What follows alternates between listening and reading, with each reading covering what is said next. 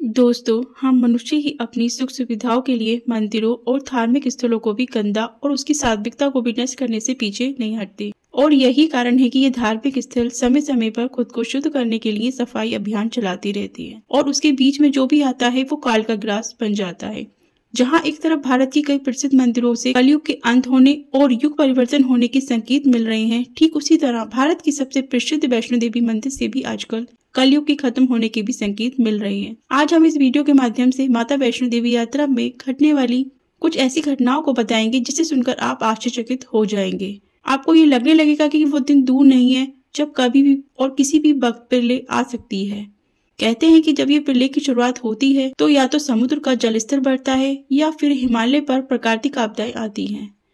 भारत देश की सबसे प्रमुख धार्मिक यात्रा यानी कि वैष्णो देवी की यात्रा, इस धार्मिक स्थल की आराध्य देवी वैष्णो देवी को माता रानी, वैष्णवी दुर्गा तथा शेरावाली माता जैसे बहुत से नामों से जाना जाता है।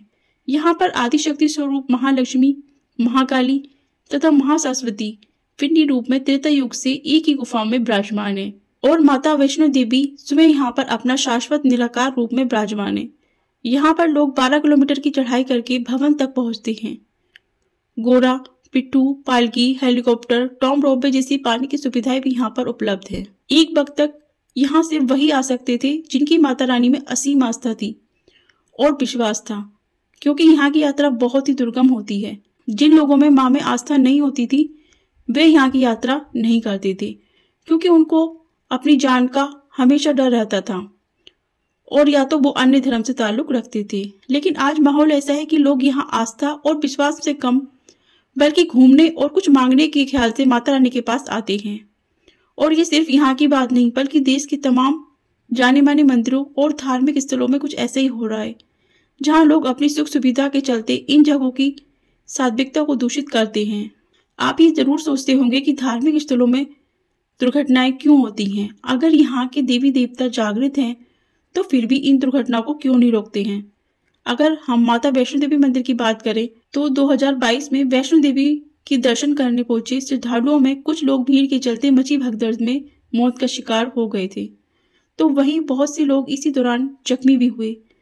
22 दिसंबर 2021 को माता वैष्णो देवी भवन के मार्ग पर अर्धकुबारी स्थित बाजार की दुकान में सिलेंडर ब्लास्ट होने के कारण एक बहुत बड़ा धमाका हुआ था, जिसके चलते भीषण आग लगी थी।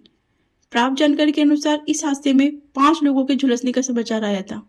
इतना ही नहीं, इस हादसे के बाद अफरा तफरी मच जाने के कारण कई लोग घायल भी हुए थे। फिर 9 जनवरी 2021 को माता वैष्णो देवी भवन के पास कालिका कॉम्प्लेक्स स्थित काउंटिंग रूम में शॉर्ट सर्किट से आग लगी थी। हालांकि इसमें ज्यादा नुकसान नहीं हुआ था, लेकिन 2 पुलिसकर्मी इसमें झुलस गए थे। ये घटना प्राकृतिक गुफा से महज 100 मीटर की दूरी पर ही घटी थी।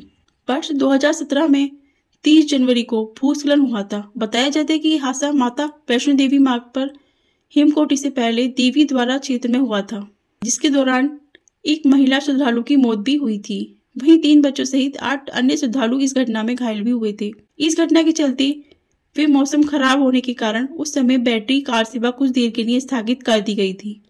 साल 2015 इस वर्ष नवंबर में हेलीकॉप्टर हादसे में 7 लोगों की मौत हुई थी। कटरा से वैष्णो देवी हेलीकॉप्टर सर्विस चलती है जो सीधे पहाड़ी पर पहुंचती है। इस हादसे में पवन हंस सेवा का पायलट की भी अपनी जान चली गई थी। बताया जाता है कि वैष्णो देवी धाम में इसी तरह के 3 और हादसे हो चुके हैं, जिसमें सेना के एक ब्रिगेडियर, कैप्टन मेजर और 2 पैरा कमांडो की मौत हुई थी। दोस्तों, ये सब हादसे और वो भी एक ही मंदिर में, जिसके बारे में कहा जाता है कि माँ यहाँ पर हमेशा अदृश्य रूप में रहती है। लेकिन इसके बावजूद भी यहाँ पर ऐसी घटनाएं क्यों हो सकती हैं? हो ना हो, ये कलयुग के अंत होने और सतयुग यानी कि युग परिवर्तन होने के ही संकेत हैं। दोस्तों, आपका क्या ख्याल है इसके बारे में? आप कमेंट बॉक्स के माध्यम से जरूर दीजिएगा और जय माता रानी जरूर लिखें और वीडियो को लाइक और शेयर जरूर करें। मिलेंगे आपसे और एक वीडियो के साथ। जय माता दी।